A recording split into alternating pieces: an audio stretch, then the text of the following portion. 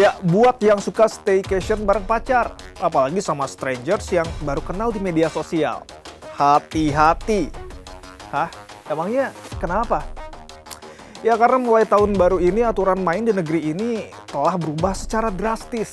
Zina, kumpul kebo, hingga penghinaan terhadap simbol negara kini memiliki konsekuensi hukum yang lebih tegas dan juga spesifik di bawah payung hukum yang baru. Tepat pada tanggal 2 Januari 2026, kita menyaksikan sejarah baru ditulis. Secara resmi, Kitab Undang-Undang Hukum Pidana atau KUHP dan juga Kitab Undang-Undang Hukum Acara Pidana atau KUHP yang baru telah diberlakukan secara nasional di seluruh pelosok Indonesia. Saya Anan Surya, dan inilah Point of View Sindo News.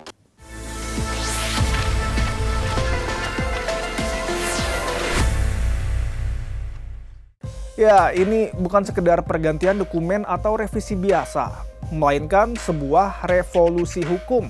Artinya, hukum pidana yang selama puluhan tahun bahkan lebih dari 1 abad kita gunakan, yang mayoritas merupakan peninggalan kolonial Belanda atau Wetboek van Strafrecht, kini telah kita tinggalkan. Hukum tersebut telah diganti sepenuhnya dengan sistem hukum pidana nasional yang disusun oleh putra-putri terbaik bangsa sendiri yang disesuaikan dengan nilai-nilai Pancasila, budaya timur, dan kebutuhan zaman modern. Ya, mari kita bedah lebih dalam.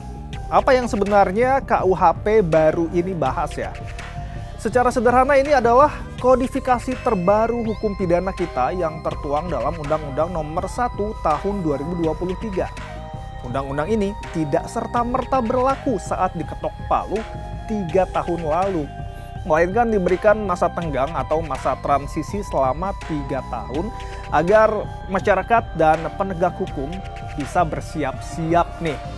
Ya, dan kini di tahun 2026 masa persiapan itu telah habis dan aturan ini efektif mengikat setiap warga negara. Perbedaan antara KUHP lama warisan Belanda dengan KUHP baru buatan Indonesia ini sangatlah mendasar nih. Dan penting banget buat bisa kita pahami bersama-sama agar tidak terjadi kesalahpahaman di lapangan. Perubahan pertama terletak pada struktur buku. Jika dalam KUHP lama kita mengenal 3 buku yang memisahkan antara aturan umum, kejahatan, dan juga pelanggaran, maka di KUHP baru ini sistematikanya diperingkas hanya menjadi 2 buku saja. Nah, buku pertama berisi aturan umum dan juga buku kedua berisi tindak pidana. Dengan kata lain, pemisahan kategori pelanggaran sebagai kategori tersendiri kini telah dihilangkan dan dilebur dalam kategori tindak pidana. Nah, perubahan kedua adalah yang paling filosofis dan juga menyentuh rasa keadilan kita, yakni perubahan paradigma.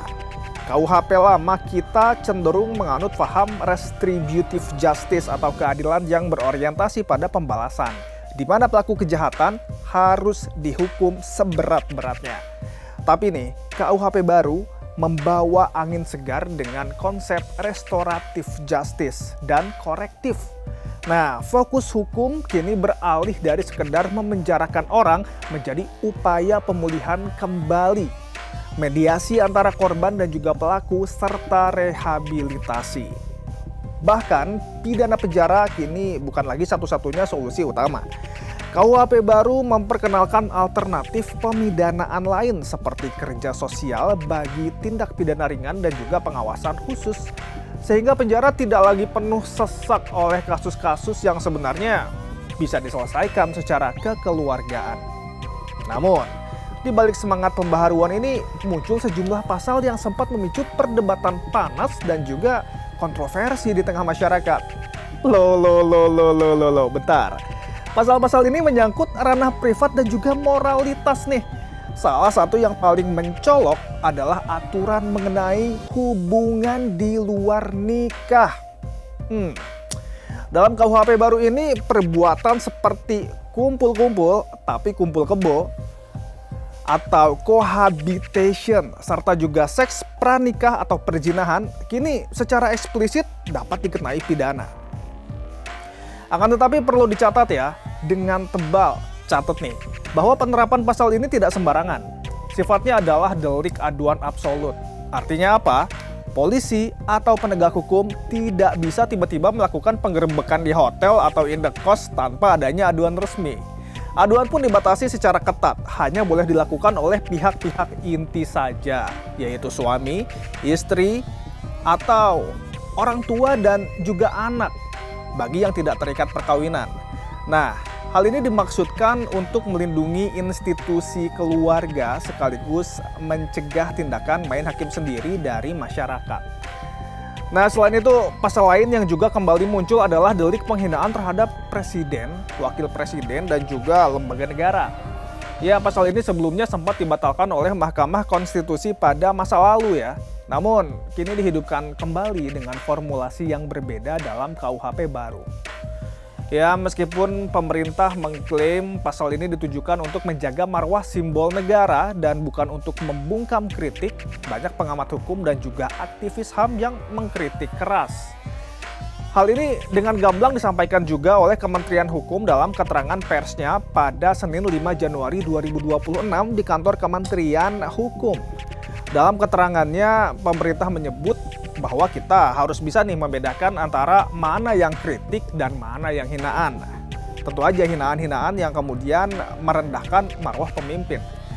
Dan tentunya karena ada pihak-pihak yang khawatir nih bahwa pasal ini nantinya berpotensi menjadi pasal karet yang bisa membatasi kebebasan berekspresi dan juga berdemokrasi di Indonesia.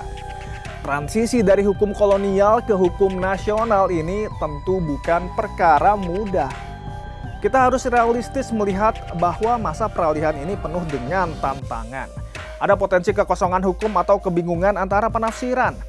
Beberapa pasal lama sudah dicabut, sementara pasal baru mungkin belum memiliki jurisprudensi atau contoh kasus yang kuat. Hal ini bisa menimbulkan ketidakpastian di ruang sidang. Oleh karena itu, DPR RI telah mengingatkan dengan keras agar aparat penegak hukum harus segera beradaptasi. Jangan sampai ada jaksa atau hakim yang masih menggunakan pola pikir lama dalam menangani kasus yang menggunakan undang-undang baru. Ya, adaptasi ini juga sangat krusial agar proses penegakan hukum tetap berjalan efektif, adil, dan tidak merugikan masyarakat pencari keadilan. Lantas bagaimana dengan kesiapan di lapangan? Baru diberlakukannya KUHP ini sebenarnya sudah diiringi dengan berbagai upaya sosialisasi masif dari pemerintah maupun DPR sejak 3 tahun terakhir. Berbagai faktor pendukung telah disiapkan. Aparat penegak hukum mulai dari Kepolisian Republik Indonesia hingga Kejaksaan Agung menyatakan telah siap melaksanakan operasi hukum berdasarkan KUHP baru ini secara nasional. Diskusi mendalam, seminar, hingga pelatihan teknis dan juga bimbingan teknis secara berjenjang telah dilakukan untuk para hakim, jaksa, dan penyidik. Tujuannya adalah untuk menyamakan persepsi dan juga menyesuaikan standar prosedur operasional penanganan perkara sehingga tidak ada lagi penafsiran ganda di lapangan. Namun, tugas belum selesai. Kedepan pemerintah dan lembaga penegak hukum masih harus terus melakukan diseminasi informasi secara berkelanjutan. Training dan sosialisasi kepada masyarakat luas juga harus digencarkan agar setiap warga negara paham akan hak dan kewajibannya, serta tahu apa yang boleh dan juga tidak boleh dilakukan di bawah rezim hukum pidana baru ini.